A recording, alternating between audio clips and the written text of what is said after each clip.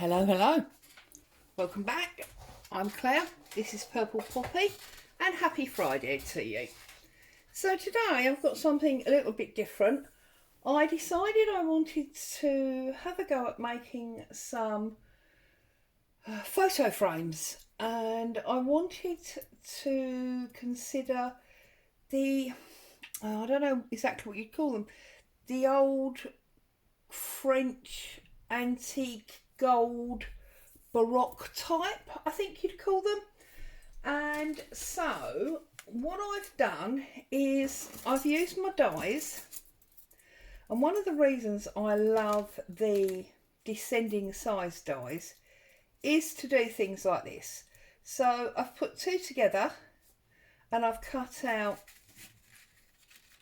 these ovals, okay, and then I've got this fancy square and a standard square, and I've put them together and I've cut out some squares.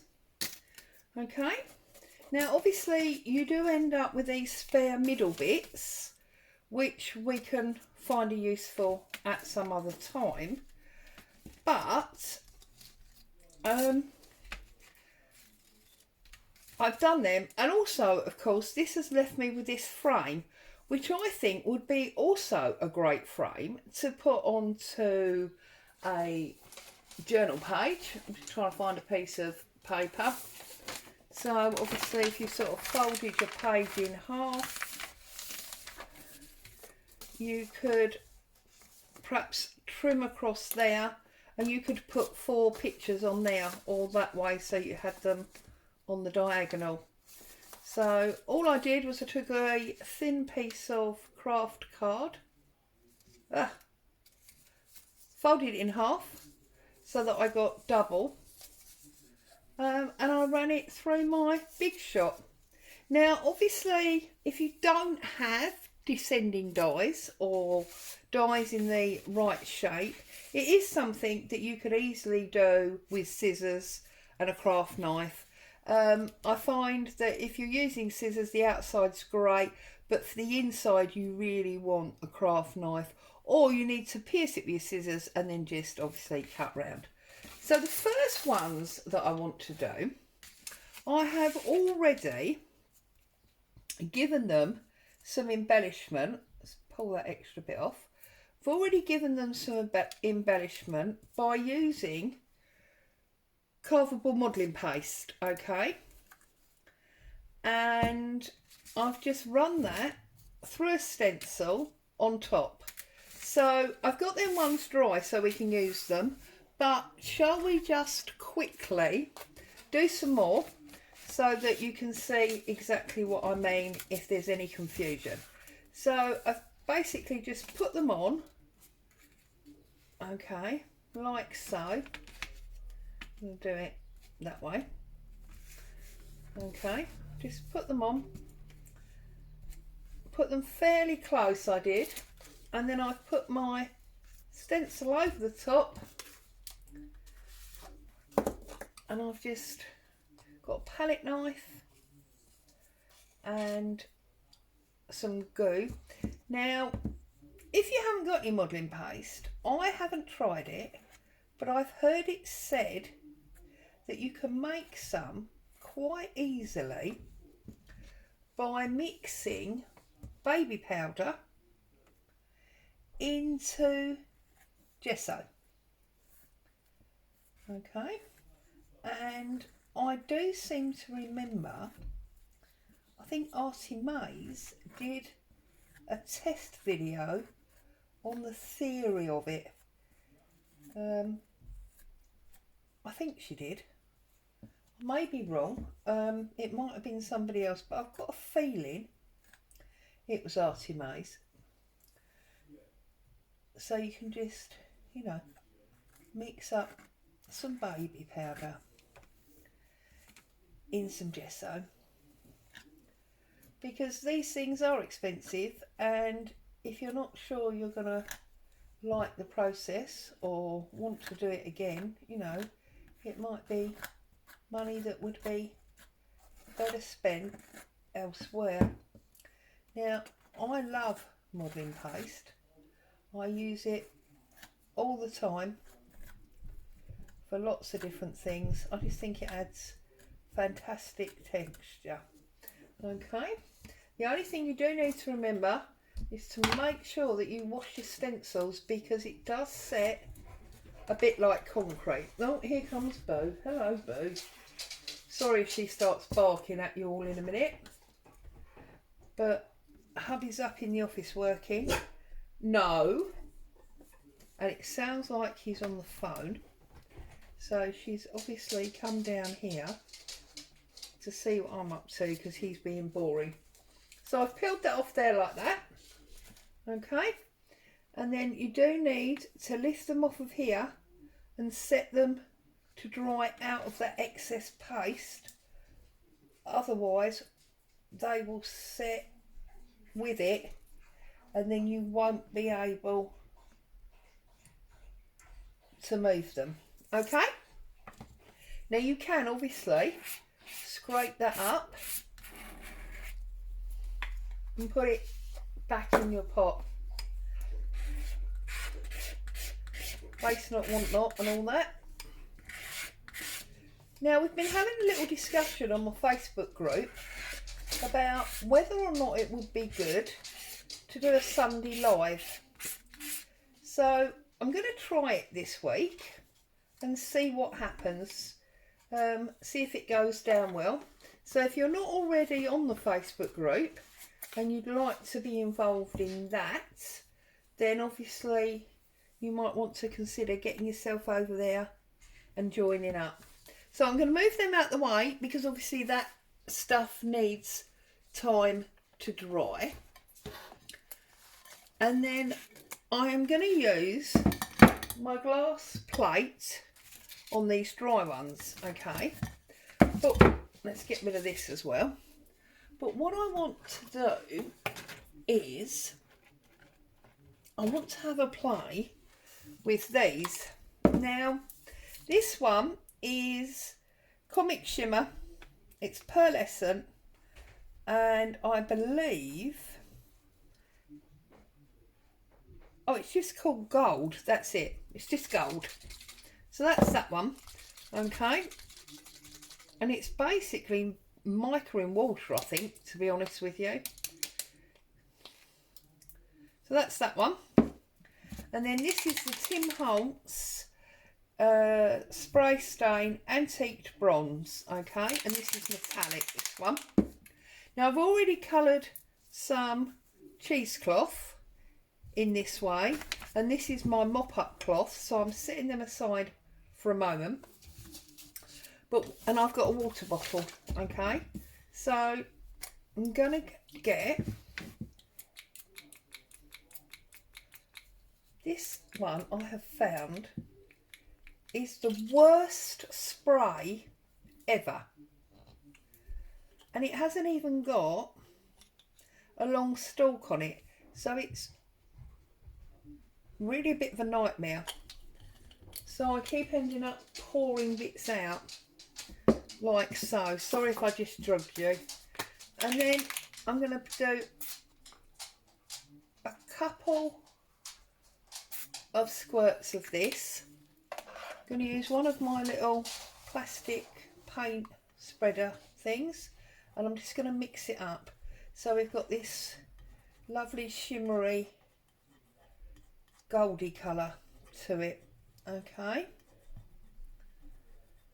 Let's get a little bit of water in there.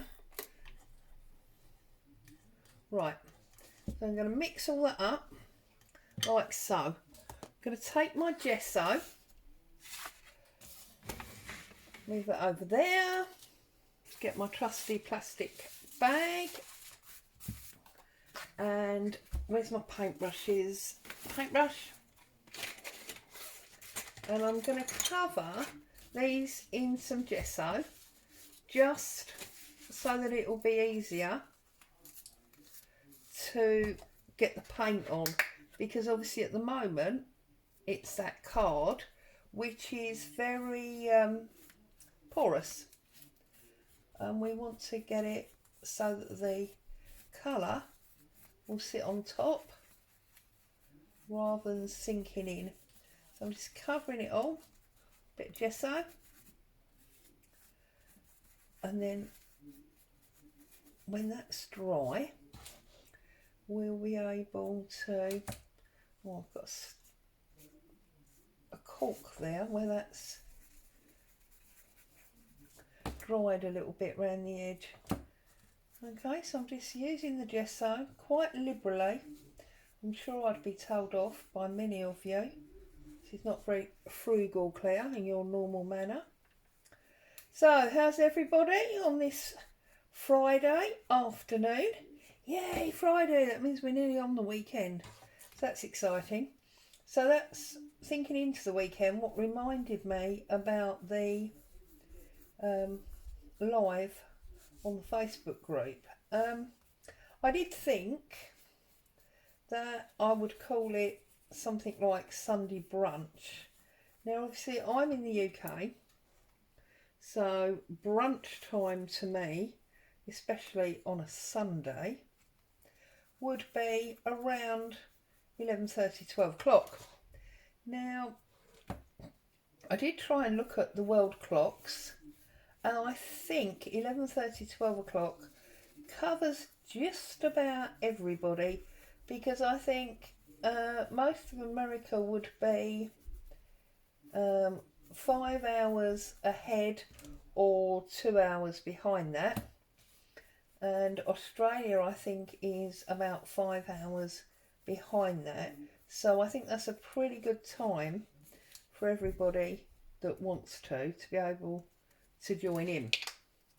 So I'm going to be going for around 11:30, 12 o'clock on Sunday. Yeah, and the whole idea, let me just dry these off.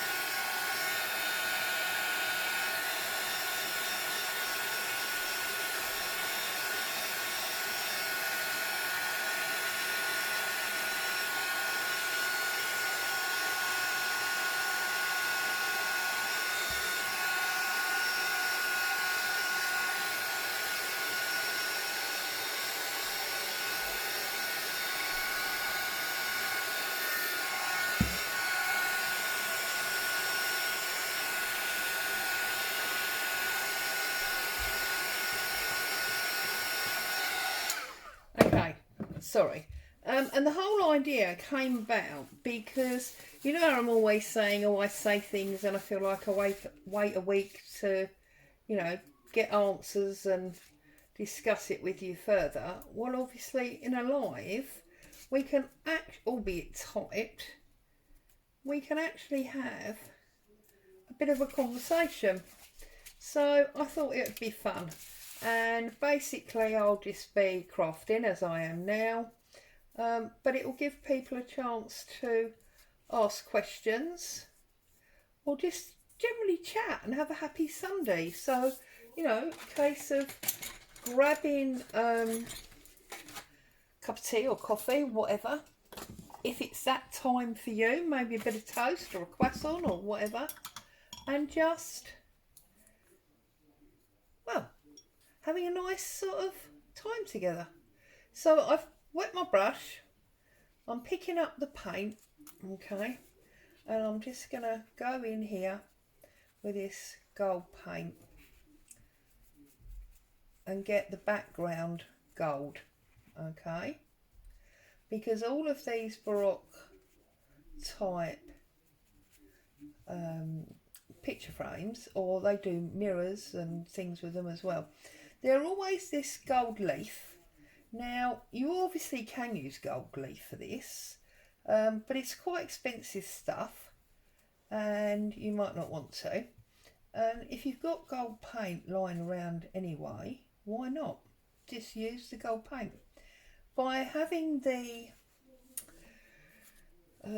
paste on there, we've got the relief angle, because there are raised areas and flat areas. I'm not worried about this curling because we're going to glue the back down in a minute. You've got raised areas and flat areas, which will help add to the colour.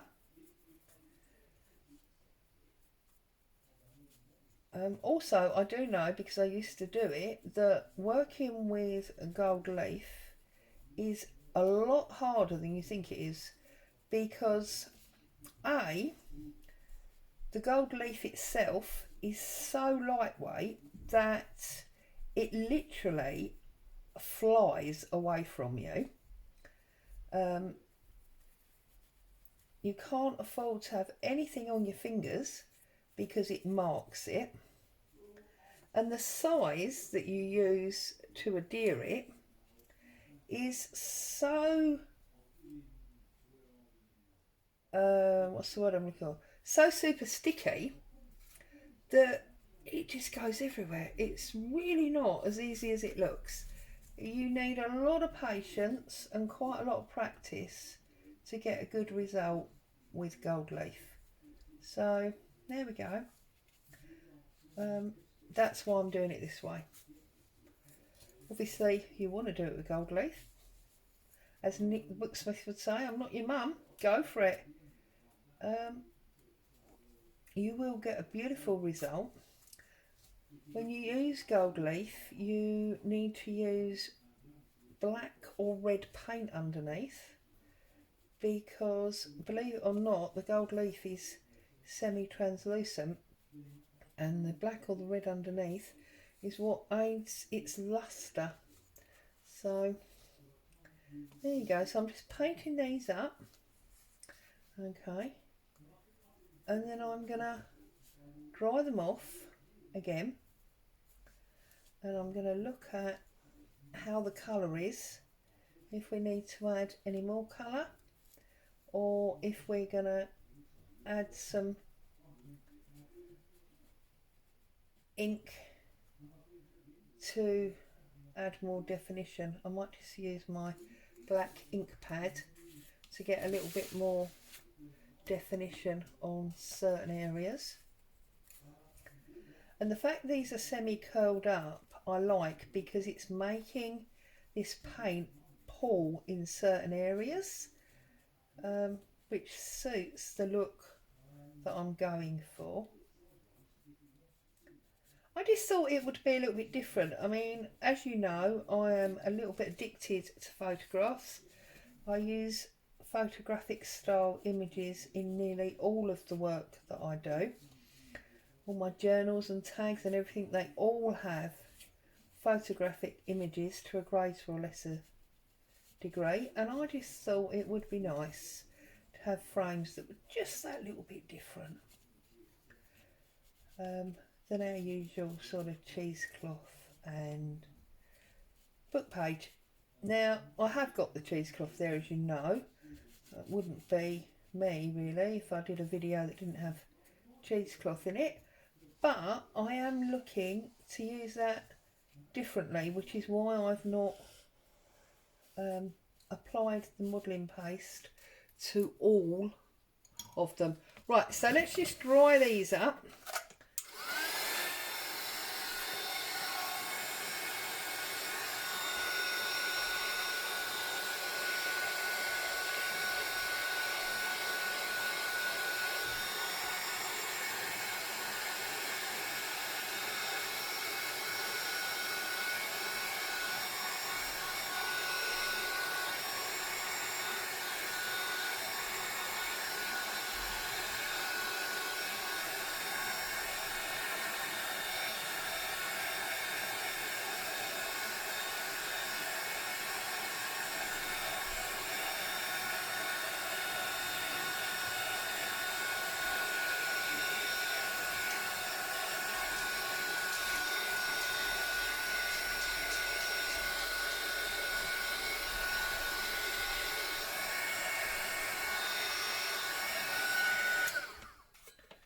Okay, so I'm going to find my brown ink And I'm just gonna, this one is probably one of the driest, so I'm just gonna try and get a little bit of ink on there for, I'm sorry, you're gonna have to excuse me 1 second, I need to sort out Boo.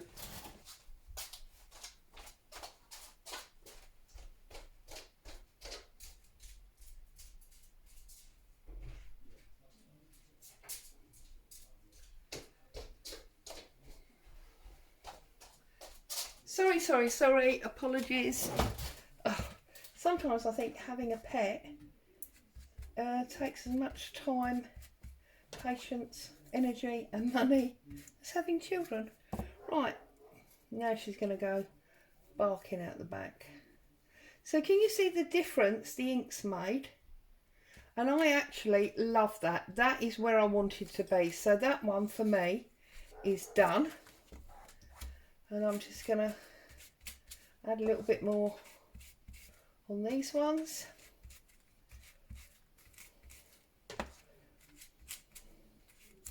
Whoops. Yeah. I'm really pleased with them. I think the luster on that, especially now it's got the ink over the top, is just awesome. And it just looks really gold and beautiful. So, oh, that one's a bit wet. So, oh no, that one is quite a lot wet. Let's use my, there we go. So that's the idea I'm going for with the modelling paste. Okay, but what I'm also going to try and do is I'm going to try and model it up myself. So without a definite pattern, just more sort of layers. Look at that.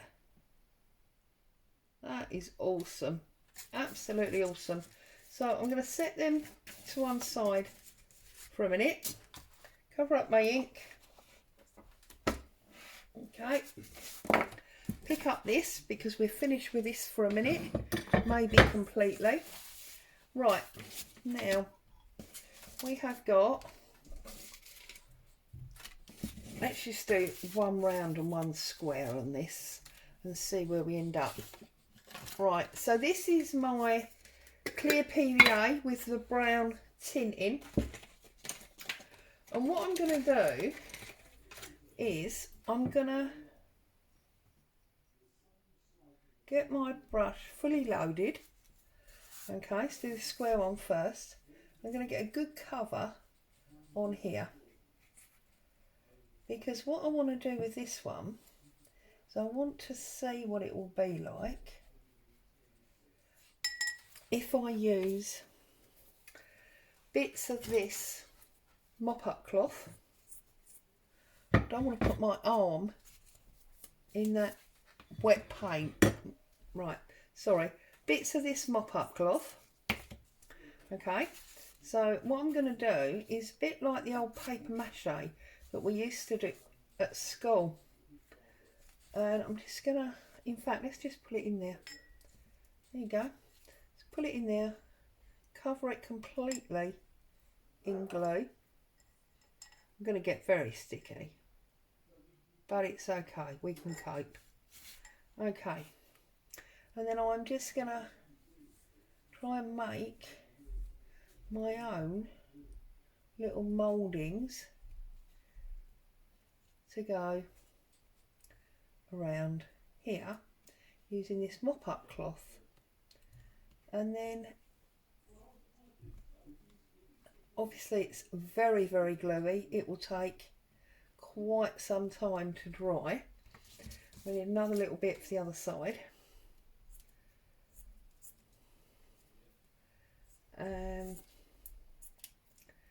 Then I'm going to put some cheesecloth on there as well. Now obviously, if you don't like all this messy sticky hand business, you could always put some gloves or something on, or just go for the paste that we went for originally. Okay, and then I'm going to get a bit of cheesecloth and I'm going to mould this over it. I don't know if anyone's ever done any sculpting, but this is a little bit how you would work with mod rock. It's like a modelling compound that sets like rock basically, which of course is why it's called mod rock. And I'm just pushing the cheesecloth in to the mop-up cloth that's on there, and this of course will set rock hard.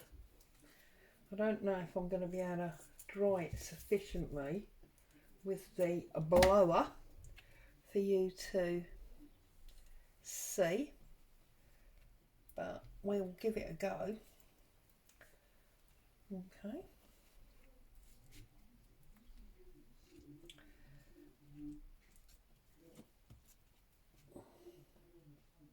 Right, let's get wet wipe. Let's give it a go with the blower and see if we can get anywhere.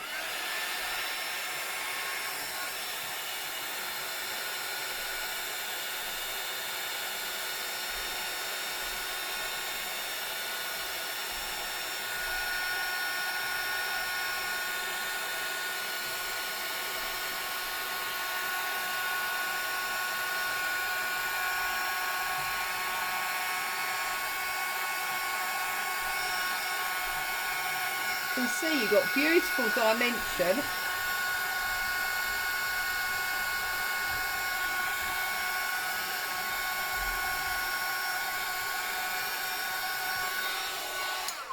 Yeah, I'm not going to be able to dry that sufficiently, so what I'm going to do is I'm just going to set it up there and let that dry of its own free will.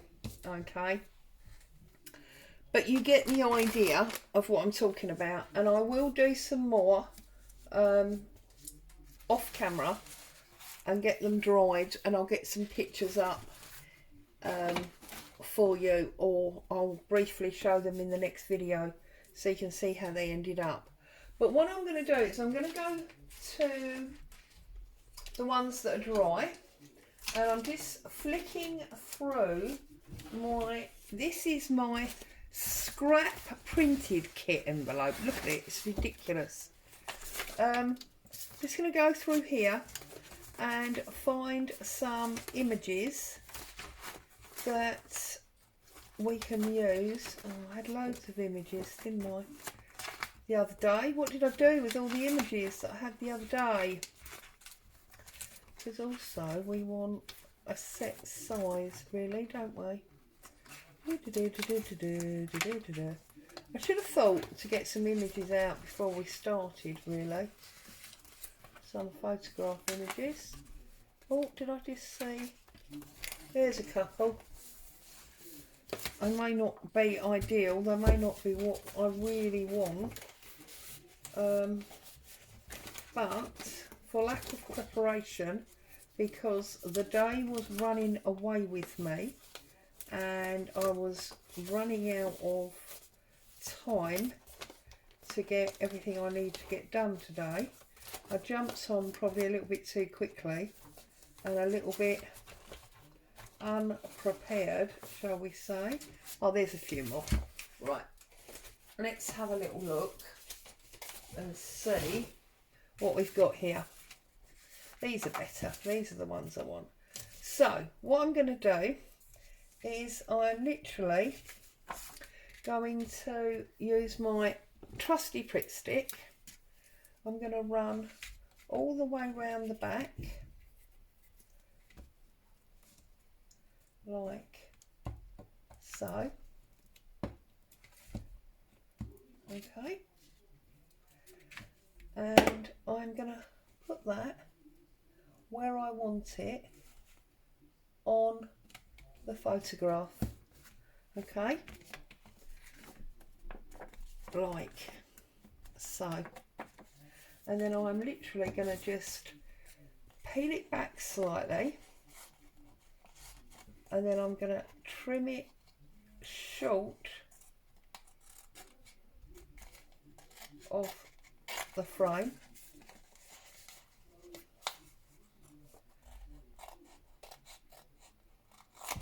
To make sure it's behind. Okay, and the same on this side. Trim it short.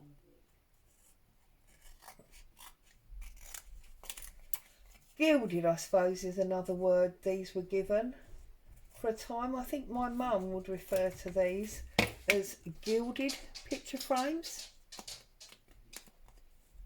There, now look at that. That to me is perfect. It's exactly what I wanted. Don't you just love it when a plan comes together? And even though we have got that paste on there, we haven't really created enough depth that it's going to be an issue in our journals. So let's put that one up there as done and finished, and obviously we will then eventually put that onto a page so it will get glued down again, which will make it even stronger. So then this one in exactly the same way.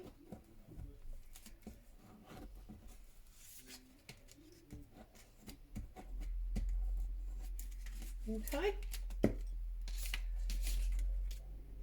I'm going to put that just about, whoops, just about there, and then just peel it back again, trim it. Part of the reason I'm doing it this way is because I have in the past tried to put photos in frames and found that I've cut them short, so that the photo didn't fit the whole of the aperture in the middle, and I've ended up having to print the image all over again, and it's just been a bit of a nightmare. And so, boo no. So every time I do photo frames now, I do them this way, just to save that happening again. Look at that. I just think that those pictures now look a million times better because they've got these beautiful gilt frames on them. But it is interesting how some look better, look, with a square than they do with a circle, so that, or an oval. So that is something you do need to bear in mind. So there you go. I hope that's giving you a little bit of inspiration of something new to do with your photographs. And I do promise that I'll try to be more organised in future so that we don't have to go ferreting for photographs that should already have been on my table.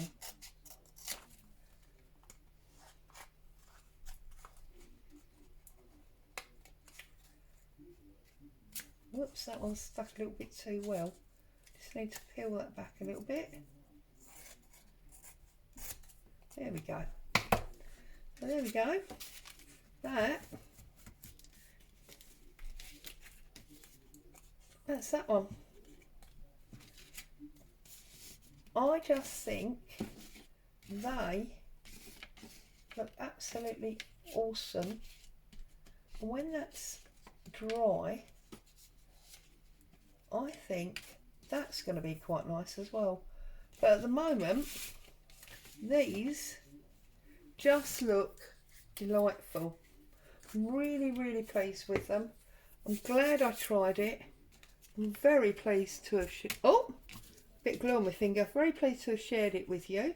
Look at that. Just see how the light catches it, and it's just absolutely well, it's just very, very poosh. So there you go. Hope that's worked for you. Had some inspiration. Happy crafting as always. Enjoy the weekend. I'll see you all very soon. Bye for now.